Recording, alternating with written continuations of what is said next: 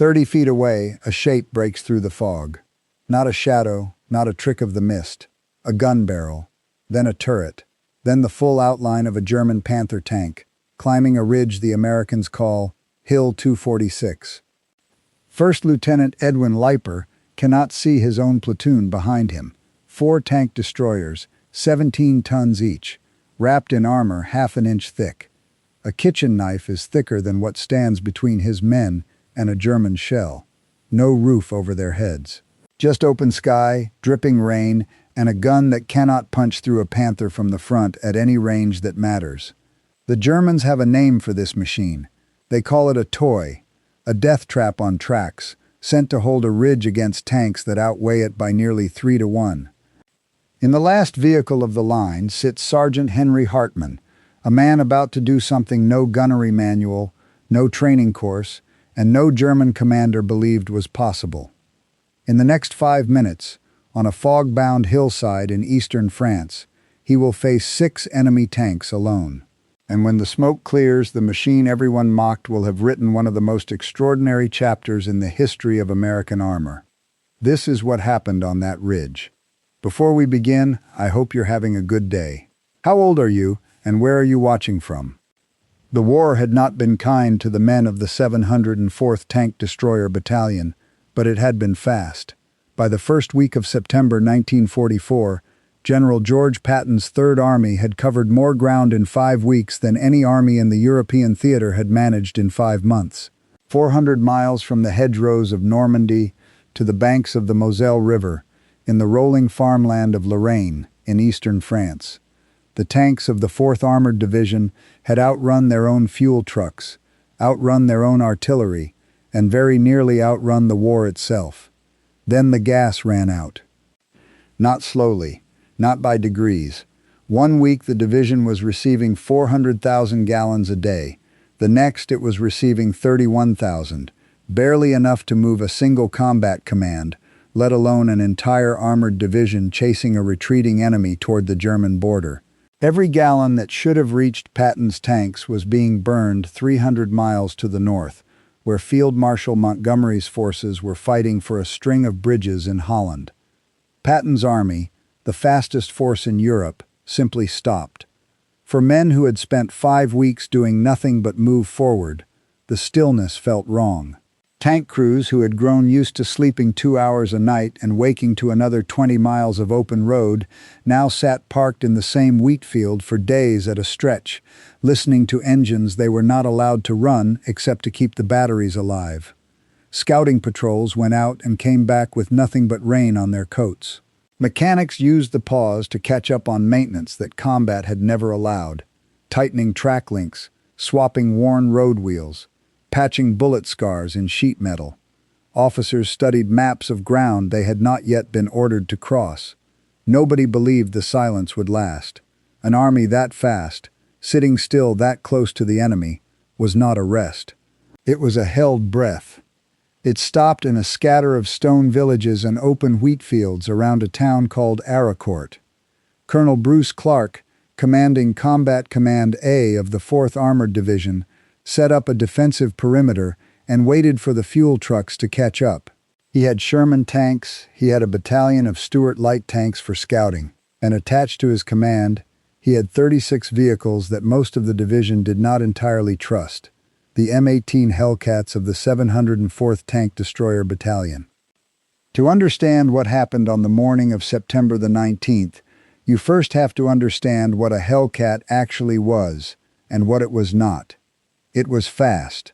Faster than anything else on tracks in the entire war. 55 miles an hour on a paved road, 26 across open country, numbers that no Sherman, no Panther, and no Tiger could approach. Its transmission was automatic, one of the first ever fitted to a combat vehicle, which meant a driver could throw it into reverse at full throttle without touching a clutch pedal. That single mechanical detail would matter more than anyone in Detroit could have guessed when they designed it. What it was not was safe. The hull carried 13 millimeters of armor, about half an inch, barely thicker than the sheet metal on a family sedan. A heavy machine gun, fired close enough, could punch straight through it. The turret had no roof at all. 5 men rode inside an open steel bowl, exposed to rain, to shrapnel, to anything that fell from above. The gun was a 76 millimeter, respectable against most German armor, but almost useless against the frontal plate of a Panther at any range that mattered. The crews knew all of this. They had heard what the infantry called it after watching Hellcats burn. They had heard Sherman crews refuse to trade vehicles with them, but the name that stuck, the one the crews used themselves, was simpler and darker than any insult from outside the battalion. They called it the Purple Heart Box. First Lieutenant Edwin Leiper commanded 1 platoon of these machines, 4 Hellcats and 16 men, all part of Company C. He was young for the responsibility he carried, as most of them were by then, promoted into the job because the men who had held it before him were dead or wounded, and someone had to take the radio. His crews trusted him in the particular wordless way that combat produces trust, not because of anything he had said, but because of choices he had already made under fire and lived to explain afterward. On the morning of September the 19th, a fog rolled in from the east before dawn, thick enough to reduce visibility to 30 yards in some low ground, less in the hollows. It moved across the wheat fields and the low stone walls of Lorraine like something with weight, swallowing the tree lines whole, turning every hedge and farmhouse into a rumor. Leiper could hear the 3 vehicles behind him, engines idling in low gear, tracks occasionally shifting on wet ground. He could not see them. He knew Sergeant Stacy's Hellcat was somewhere to his left because the man had called it in over the radio, not because he could pick out its shape in the white wall pressing against his eyes.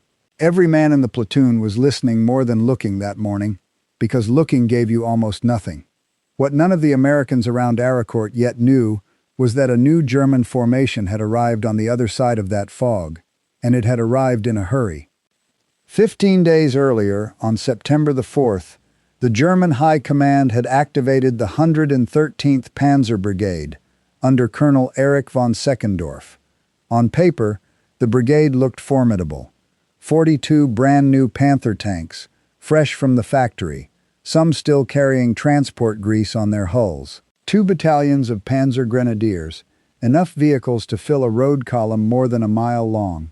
Each Panther carried 80 millimeters of sloped frontal armor and a long-barreled 75 millimeter gun, so accurate that German crews called it a sniper rifle on tracks.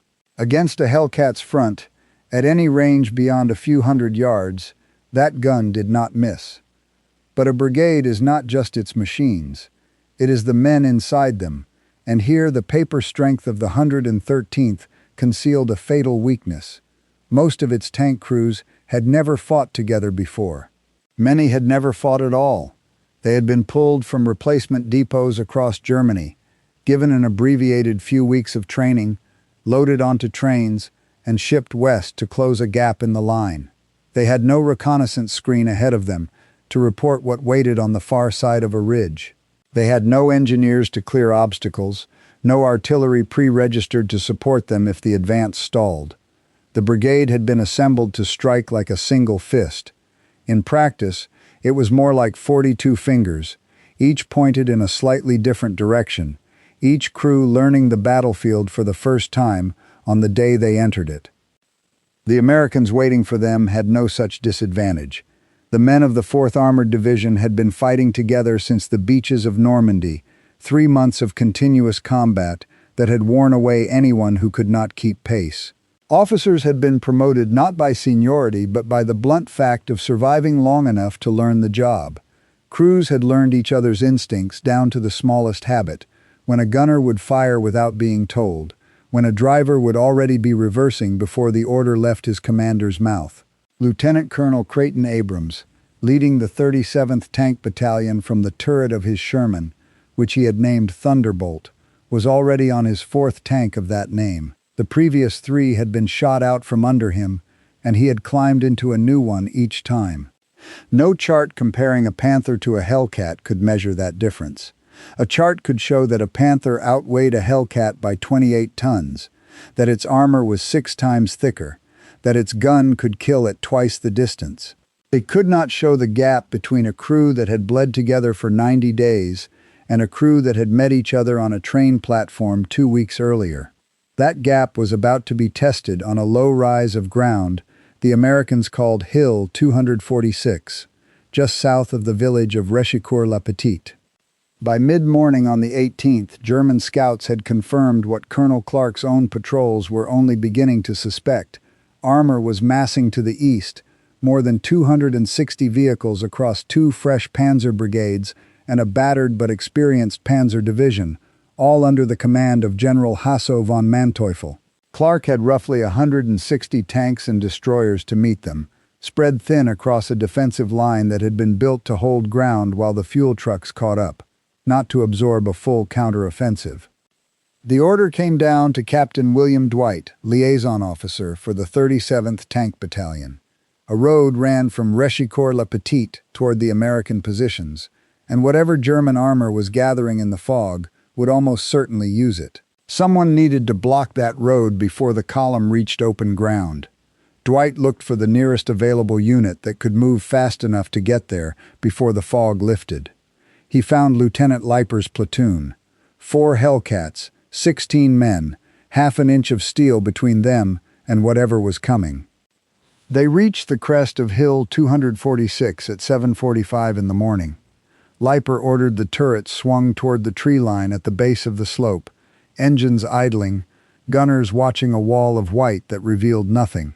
The rain that had fallen across Lorraine for 3 days kept coming, tapping on the open turret roofs, pooling in the bottom of the fighting compartments, dripping onto maps and radios and the brass shell casings rolling underfoot. For 3 minutes, nothing happened. The only sounds were rain, idling engines, and the low static hiss of the radio net. Then, at 7:48, a shape began to form in the fog at the base of the slope. A gun barrel first, long and narrow, catching what little light there was. Then a turret. Then the full silhouette of a tank climbing toward them from 30 feet away, close enough that no periscope or field glass was needed to know exactly what it was. A Panther. Leiper's gunner did not wait for an order. He fired. The round left the barrel and the Panther stopped. Not slowly, not with the drama of a film, but the way a machine stops when something inside it breaks. The engine note changed. The tank rolled another few feet on momentum alone and sat still, smoke beginning to thread up through the fog from somewhere behind the turret. For 1 second, nobody in Leiper's platoon breathed.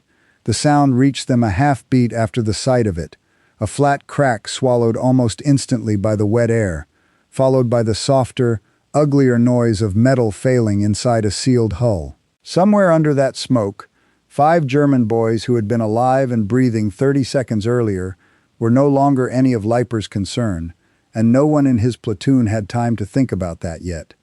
There would be time for it later, in quiet moments, months and years from now, when the war was over and the silence let memories like this one surface uninvited. Then a second shape came out of the white behind the first, another long gun barrel, another low hull climbing the same track through the mud. Leiper's gunner had already reloaded. He did not ask permission. He traversed, found the shape, and fired again. The second Panther jolted as the round struck home, smoke pouring from its engine deck within seconds, the crew inside already fighting to get the hatches open. 2 tanks down in under a minute, and the fog had not even begun to thin. To the left, Sergeant Stacy's Hellcat was already firing, his gunner tracking a third Panther that had swung its turret toward the ridge the moment the first shots cracked out. The German gunner was fast, faster than anyone in Stacy's crew expected from men who, as far as the Americans knew, might have been in this war for all of 2 weeks. The round came back across the 30 yards separating the 2 vehicles almost before Stacy's own shot left the barrel. It struck the Hellcat's hull. Inside, the world became noise and light and the particular smell of scorched metal that every tank crew learns to recognize the first time they survive it. 2 of Stacy's crew went down, wounded by fragments peeling off the inside of the hull where the round had struck, the kind of secondary spall that a solid shot could throw off armor plate even without fully penetrating it. Blood mixed with the rainwater already pooling on the floor of the fighting compartment. The gun itself was knocked out of alignment, the barrel canted a few degrees off true, useless for anything but the roughest kind of fire. Smoke curled up from somewhere near the engine deck, thin but growing, the kind of smoke that told an experienced crew they had seconds, not minutes, to decide what came next. Stacy did not have time to assess how badly his men were hurt. He had time for one decision: back, now. His driver did not need to be told twice. The Hellcat's automatic transmission dropped into reverse without a clutch pedal to slow the process, and 17 tons of American steel came off the ridge at a speed that would have snapped a lesser vehicle's drivetrain. Stacy's Hellcat crossed the open ground behind Hill 246, trailing smoke of its own. But it was moving, and moving meant surviving. It would not fire another shot that day. It would make it back to the aid station at Aracourt, and every man aboard would live to describe what 30 yards looked like when a Panther's gun found its mark. That left 3 Hellcats on the ridge, and the fog was no longer empty. A 4th Panther appeared where the first 2 had died, its commander apparently unaware that the ground ahead of him was already littered with burning steel. Leiper's remaining gunners did not wait to find out if he would notice. A round from the 2nd Hellcat in line caught the new arrival before it cleared the tree line, and it did not move again. 2 more Panthers, further down the slope, seemed finally to understand what they were driving into. Their drivers threw the massive machines into reverse, trying to back into the cover of the trees they had just emerged from. It was the wrong decision, though neither crew could have known it in the time they had to make it. A Panther reversing exposes its flank as it turns, and the side armor of a Panther, 40 to 60 millimeters depending on where the plate sat, was a different problem entirely from the 80 millimeters sloped across its front. A Hellcat's 76 millimeter gun, useless against the nose of the machine, went through the hull side of the first reversing tank as though it were sheet tin. The second, turning a half-second later, took a round through the turret ring and stopped dead, smoke curling from every hatch. 5 German tanks, destroyed in front of Hill 246, in a span of time that would later be measured, almost unbelievably, at under 5 minutes. 1 Hellcat damaged and withdrawn. The 113th Panzer Brigade, 15 days old, fresh from the factory floor, had just lost more than 10% of its entire tank strength to 4 American vehicles it would have laughed at in a recognition manual. For the 3 Hellcat crews still on the ridge, there was no time to process what they had just done. There was only the next task: reload, scan, listen. Because a battlefield does not pause to let men absorb what has happened to them. Loaders were already hauling fresh rounds up from the racks beneath their feet, the brass casings from the last shots still rolling loose across the floor of the fighting compartment, hot enough to raise a welt through a glove if a man was careless where he put his hand. Gunners kept their eyes fixed on the tree line, waiting for the next shape, because in a fight like this, the difference between the hunter and the hunted was often nothing more than who reacted first to a shadow in the fog. But Leiper's fight was not over. It was not close to over. From his position on the ridge, 3 Hellcats remaining, he could hear what the fog refused to show him. Engines, more than 5 of them, tracks grinding on wet dirt somewhere down the slope toward Rechicourt. A column, moving in volume, moving toward the same road his platoon had been sent to block. He had no way to count them. Sound in fog carries strangely, doubling back off wet ground and stone walls, and for all Leiper knew he was listening to 5 tanks or 20. Every instinct built into a man who understood what 13 millimeters of armor could and could not stop said one thing: pull back, report the contact. Let artillery and air handle what infantry and light armor could not. Leiper did not pull back. He gave the order to reposition instead, shifting his 3 remaining Hellcats a short distance to a neighboring rise where the ground dipped just enough to mask the lower hulls of the vehicles, leaving only the turrets and gun barrels exposed above the crest. It was a small thing, a matter of a few dozen yards and a few feet of elevation, but it was the difference between 3 full silhouettes sitting in the open and 3 low shapes that a German gunner, fighting blind in the same fog, would have to be extraordinarily lucky to find on the first look. "Hold here," Leiper told his crews over the radio. Let them come to us. It was, by any reasonable military logic, a gamble that should not have paid off. 3 vehicles with armor a heavy machine gun could defeat, waiting in place for a column of tanks that outweighed them by a factor of nearly 3 to 1, on ground that offered no retreat route faster than the enemy could pursue if the position collapsed. A cautious commander would have pulled his 3 surviving vehicles off the ridge entirely, radioed the contact report back to Colonel Clark, and let the artillery batteries behind Aracourt handle what came next. Nobody would have questioned that decision. Nobody would have called it a failure of nerve. But Leiper was betting on something the manuals did not measure. He was betting that in fog this thick, at the range this fight was about to be fought, the Panthers' greatest advantage, the long gun that could kill at 1,000 yards, would count for nothing at all. He had watched it happen twice already that morning. He was gambling that it would happen a third time, and that his crews, tired, soaked through, and down one vehicle, still had the nerve to make it happen. He was right. The column came into view the way everything had come into view that morning, as a suggestion before it was a shape. Gun barrels first, drifting out of the white in a rough single file, following the road because the road was the only thing a driver could trust to lead him somewhere in this weather. In clear conditions, that column would have spotted 3 Hellcats on a ridge from 1,000 yards out and ended the engagement before it began, picking off the American vehicles one at a time with a gun that outranged anything Leiper's platoon carried. But there was no clear condition on Hill 246 that morning. There was 100 yards of visibility at best, and at 100 yards everything about this kind of fight changes. At 100 yards, a Panther cannot use the advantage it was built for. Its crew cannot spot a target at range, calculate a firing solution, and put a round downrange before a faster, more agile vehicle reacts. At 100 yards, an 80-ton advantage in armor and a 2,000-yard advantage in gun range both become irrelevant, because the fight has been compressed down to something closer to a knife fight in a darkened room, and in a knife fight, what matters is not how much steel you are wearing. It is how fast you move and how quickly you find the opening. Leiper's 3 Hellcats opened fire from the flank. The column, strung out along the road in file, had never been arranged to defend against an attack from the side. The first rounds caught 2 Panthers broadside, punching through the 45 millimeters of turret side armor and the 40 millimeters of hull side that no frontal engagement would ever have exposed. Both tanks lurched to a stop, one immediately, one rolling a few more yards before its engine died.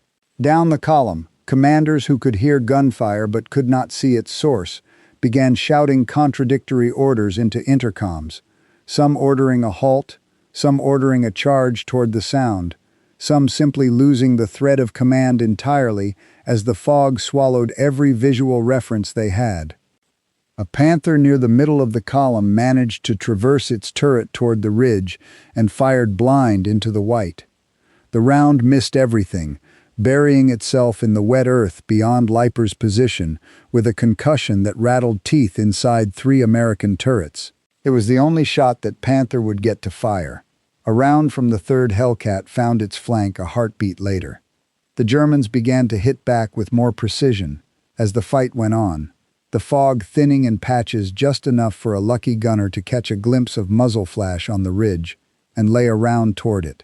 A shell struck the 2nd Hellcat in Leiper's line, and this time there was no reversing away from it. The vehicle died where it sat, and its crew went over the sides into the mud, some wounded, all of them running now on foot toward the American lines behind them, abandoning $60,000 of government machinery because staying with it meant staying inside a target. Minutes later, the 3rd Hellcat took a hit as well, another crew scrambling clear, another column of black smoke rising to join the others already staining the fog gray. That left one. Sergeant Henry Hartman's Hellcat was still in the depression, still loaded, still running. Around him, the wreckage of his own platoon was scattered across a few hundred yards of Lorraine farmland, 3 burning or abandoned American vehicles, and somewhere out in the fog, an unknown number of German tanks that had not yet been accounted for. He had a driver, a gunner, a loader, and a bow gunner, 5 men total including himself, inside a machine with no roof, catching rain that had not let up since before dawn. What Hartman did over the next several minutes is difficult to reconstruct with the precision that history usually demands, because the same fog that had kept him alive also kept most of what happened from being witnessed clearly by anyone who survived to describe it afterward. What the battalion's after-action records confirm, in the flat, unadorned language the Army reserves for facts it can verify, is the result. From a single M18, 17 tons, 13 millimeters of armor, an open turret slowly filling with rainwater, Sergeant Henry R. Hartman destroyed 6 German tanks. Most of them were Panthers. Consider what that number requires. Each shot meant breaking cover, however briefly, and the muzzle flash of a 76mm gun firing in fog this thick was its own kind of beacon, marking Hartman's position for every surviving German crew within earshot. Each shot meant that the moment after the round left the barrel, his position was known, and staying in that position for more than a few seconds was an invitation for 6 German gunners to find the range. So after every shot, the pattern repeated. Fire. Reverse hard, the automatic transmission doing in an instant what would have cost a Sherman crew several seconds of clutch work. Find new ground, a slight fold in the terrain, a stand of low brush, anything that broke the flat sight line back to where the muzzle flash had appeared. Stop. Let the gunner reacquire whatever target the fog would allow. Fire again. 6 times Hartman's crew executed that sequence in full, and 6 times they were gone from a position before the return fire could find it. The transmission that Detroit engineers had installed to save a few seconds of driver training became, on this ridge, the only thing standing between 5 men and a fate similar to the crews of the 3 Hellcats already burning behind them. The first of the 6 came almost immediately after the other 2 Hellcats fell silent, a Panther nosing forward out of the smoke, as though its commander believed the ridge had finally gone quiet. Hartman's gunner did not give him the chance to find out otherwise.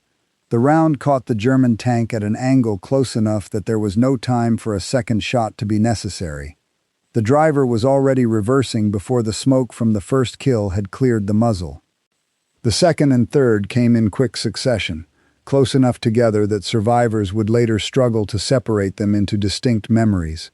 Both Panthers had been creeping along the same low ground Hartman's own vehicle was using for cover, an unlucky convergence in a fog where nobody could see more than a few car lengths ahead. Hartman's gunner caught the nearer one first, then swung the turret barely 15 degrees to catch the second, before its crew fully understood what had happened to the first. 2 kills, perhaps 20 seconds apart, and the Hellcat was already lurching backward into a fold of ground before the second round had finished its work. The fourth was the closest call of the morning. A Panther emerged almost directly ahead, close enough that for a heartbeat neither crew seemed certain who had seen whom first. There was no time for the shoot and scoot pattern that had kept Hartman alive through the first 3 kills. There was only time to fire, and to hope the German gunner needed a half-second longer to react than Hartman's did. The round went out, found its mark low on the German hull, and the Panther rolled to a stop close enough that its crew could be heard shouting before the vehicle went still. The 5th and 6th came as the fog began, almost imperceptibly, to thin at the edges, patches of pale light breaking through where there had been only white a few minutes earlier. It was both an advantage and a danger. Hartman could see a little further now, enough to catch the outline of 2 more Panthers moving in tandem along the road below. But if he could see them, the reverse was becoming true as well, and the margin that had kept his crew alive through 4 engagements was narrowing with every minute the light improved. He took the shot anyway, then reversed hard into what little cover the thinning fog still offered, repositioned, and took the 6th. When the last of the smoke from that final kill drifted up to join the haze already hanging over the ridge, there was no 7th target. Whatever remained of the German column had either turned back toward Rechicord or gone still somewhere out in the fog that Hartman's crew could not see and had no orders to go looking for. The turret went quiet. The rain kept falling. For the first time in perhaps 20 minutes, nobody in that Hellcat was reaching for another shell. There is a detail about the Panther that Hellcat crews across the European theater had come to understand by September of 1944, something no manual advertised, but that experience in close engagements had taught more than one American gunner. Along the lower curve where the massive cast gun mantlet met the flat glacis plate of the hull, a narrow seam existed, a place where a round striking at the right angle would not simply glance off the way it would anywhere else on that sloped front armor. Instead, it could deflect downward through a thinner stretch of roof plating above the driver's position, with catastrophic results for the crew below. It was not a shot available at range. It was not a shot available to a gunner under panic. It required a vehicle close enough and steady enough in the seconds before firing to place a round with a precision that only repetition and nerve could produce. Whether Hartman's gunner was deliberately working that seam in the chaos of that morning, or whether the range and the angle of 6 desperate close engagements simply produced the same result by necessity, the after-action record does not say with certainty. What it does confirm is that the Panthers Hartman's crew fought were engaged at a distance close enough and from angles oblique enough for exactly that kind of shot to matter. By the time the guns along that stretch of ridge fell quiet, 15 German tanks lay destroyed or abandoned across the fields between Rechicourt-la-Petite and Hill 246. 15 tanks, most of them Panthers fresh from the factory floor, representing more than 600 tons of German armor. Against them, 4 Hellcats weighing a combined 68 tons. 3 of those 4 were gone, their crews walking or limping back toward American lines through fog that had not yet decided to lift. Sergeant Hartman's Hellcat was still running.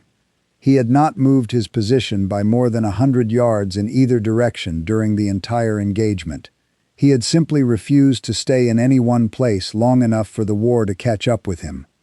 The fighting on Hill 246 had lasted perhaps 20 minutes from the first shot to the last. 20 minutes, and an entire third of a brand new German tank brigade's combat power had ceased to exist. But the morning of September the 19th was far from finished, and what came next, when the fog that had shaped every second of this fight finally began to burn away under a rising sun, would prove just as decisive, and would show exactly how thin the margin had been between what 4 Hellcat crews accomplished and what might easily have gone the other way.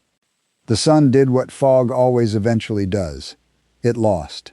By mid-morning, patches of pale light began breaking across the fields around Aricourt for the first time in 3 days, and the change was immediate, and it was not kind to the Germans.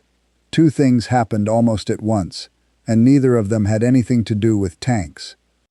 The first was artillery.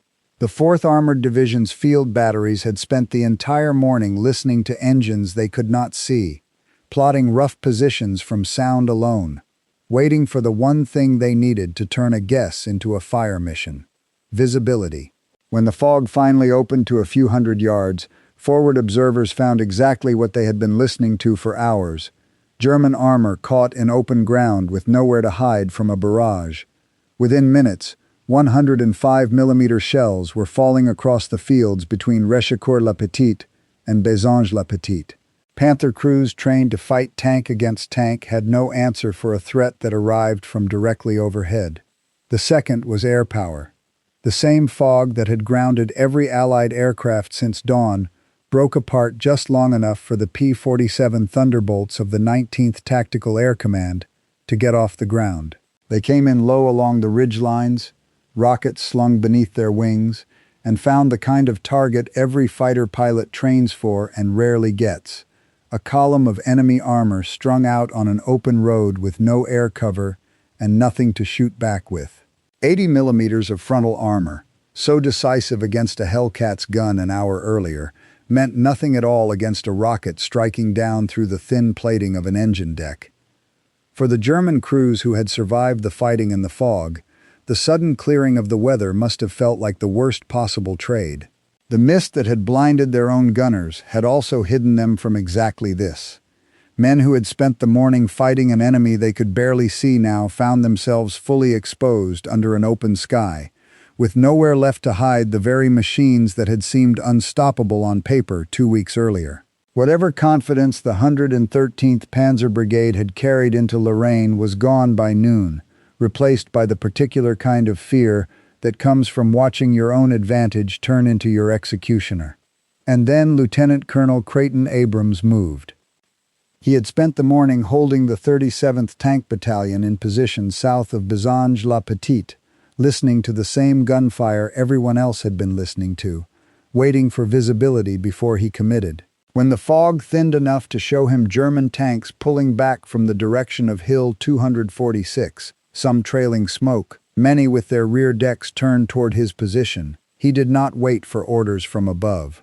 He gave his own. A combined force from 2 of his companies swung south, caught the retreating German column in the flank, and destroyed 9 more Panthers in a running fight that cost 3 American tanks in return. Elsewhere along the line, a company commander named Lamison pushed 4 tanks nearly 2 miles to a ridge west of Bazoches-la-Petite and set an ambush, positioning his vehicles with barely minutes to spare before 8 Panthers drove directly into the kill zone. Minutes. That was the entire margin between an ambush that worked and a meeting engagement that might not have. It existed because American company commanders had both the authority and the trained instinct to act on their own judgment, rather than waiting for a radio call from battalion headquarters to tell them where to go. None of this happened by accident, and none of it happened because American equipment was superior. Every man involved, from Abrams in his 4th Thunderbolt to Lamison racing his tanks across open ground to a ridge he had only glimpsed on a map, was making a bet similar to the one Hartman had made 6 times that same morning. A bet that speed and position and the judgment earned from months of surviving combat together could substitute for the steel and range that the German machines carried in greater measure. Across the whole of that day, the bet kept paying off. This is the part of the battle that no comparison chart between a Panther and a Hellcat could ever capture. The Germans at Aricourt had better tanks, heavier armor, longer-range guns, and more of them by a wide margin.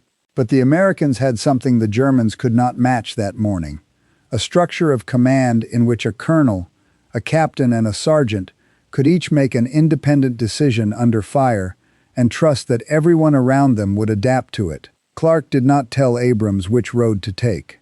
Abrams did not tell Lamison which ridge to hold. Each man understood the larger goal well enough to find his own way toward it. The 113th Panzer Brigade had no equivalent system. Its crews, most of them in combat for the first time, fought with genuine courage that history should not diminish. But they attacked in scattered groups, without reconnaissance, without knowing what waited past the next hedgerow, and each thrust ran into an American force that was already dug in, already talking to its neighbors, already shifting to meet the threat before the threat fully arrived.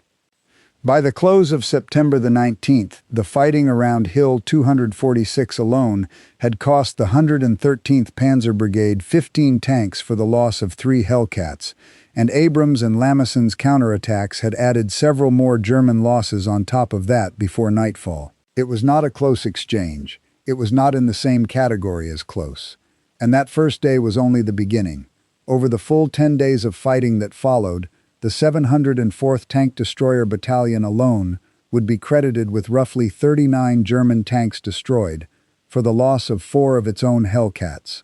The 5th Panzer Army threw the battered 11th Panzer Division and the remnants of both Panzer Brigades against Clark's position again and again, and each attack broke against the same pattern: a thrust forward, an American counter, artillery, aircraft, and a German withdrawal that left more burned-out hulls behind with every attempt. By the time the fighting around Aricourt finally quieted at the end of September, the 113th Panzer Brigade, 42 factory-fresh Panthers and 2 full battalions of infantry, activated barely 3 weeks earlier, had effectively ceased to exist as a fighting force. Most of its tanks never saw Germany again. Many of the young men pulled from replacement depots and given 2 weeks to learn each other's names did not see it again either. The Germans had mocked the Hellcat because they measured it the way soldiers have always measured armored vehicles, by the thickness of steel and the caliber of a gun. By that measure, the M18 was exactly what they believed it to be, a machine with no business surviving a battlefield where panthers and tigers hunted. What that measure could not account for was a design built on the opposite premise, that a vehicle fast enough to avoid being hit did not need steel thick enough to survive being hit. Whether that premise justified the cost paid to prove it is a question military historians still argue over, and honest history has to admit the argument is not settled. The M18's thin armor and open turret cost lives in every theater it served, and no single morning at Aracourt erases that fact. But the record the Hellcat compiled across the rest of the war is difficult to dismiss. Historians researching Ordnance Department records after the war found that the M18 finished the conflict with a kill ratio against enemy armor that no other American armored vehicle matched, a figure built not from one dramatic engagement, but from 10 months of continuous combat fought by crews who had learned, the hard way, exactly what their machine could and could not survive. What happened to the men themselves took different paths. Lieutenant Colonel Creighton Abrams went on to lead the armored spearhead that broke through to Bastogne that December, relieving the surrounded 101st Airborne Division in an action Patton himself called one of the finest feats of arms of the war. Abrams went on losing Shermans out from under him across the campaign, always climbing into the next one, and lived to become a 4-star general and Army Chief of Staff decades later. When the United States designed the tank meant to replace the Sherman's post-war descendants, it carried his name, the M1 Abrams.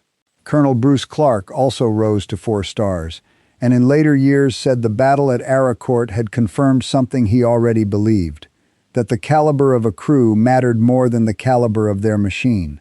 Lieutenant Edwin Leiper and Sergeant Henry Hartman continued serving with the 704th through the remainder of the Lorraine campaign and into the winter fighting that followed, though the full detail of what became of every man in that platoon after the war is not as completely documented in available records as the careers of the officers who went on to general stars, and any account claiming to know more than that would be guessing rather than reporting.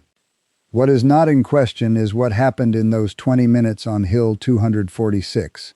4 vehicles that German tankers had looked at and laughed, 13 millimeters of armor, no roof, a gun that could not beat a Panther from the front at any range that mattered, went up against a column of brand new German armor in the one set of conditions where that mismatch stopped being a mismatch at all. Fog that erased the enemy's greatest advantage. Speed that let 5 men disappear before the war could catch up with them. And a sergeant who, alone in the last vehicle still running, made the same bet 6 times in a row and won it 6 times in a row. The Germans called the Hellcat a toy. History remembers it differently, not because the machine deserved the credit, but because the men who climbed inside it, soaked to the skin, exposed to the sky, betting their lives on 2 seconds of speed with every shot they fired, refused to let a joke about their armor become the last word on what they were capable of doing with it.